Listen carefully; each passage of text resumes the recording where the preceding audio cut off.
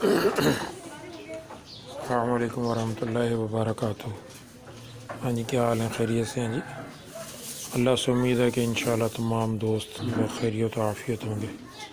आज फिर रावलपिंडी के अंदर बादल है जी, बहुत सख्त।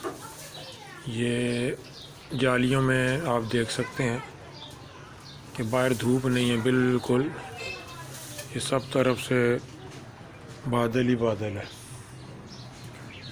तो आज भी हमारे जानवर बस अंदर ही हैं, एवरी के अंदर अपना अपना ये खाना वाना कर रहे हैं जी। माशाअल्लाह ये सारे जी। और ये हमारी जी सियालकोटन है जी, माशाअल्लाह तैयारियों पे है। दुआ फरमाए अल्लाह ताला इसमें बरकत अता फरमाए। और ये हीटर के मज़े ले रहे हैं जी, ये छोटे साहब। हीटर लगा हुआ है, इन्हें सर्दी का बिल्कुल एहसास ही नहीं है। ये देखें, चारों पाँव सीधे करके मज़े से लेटे हुए जी।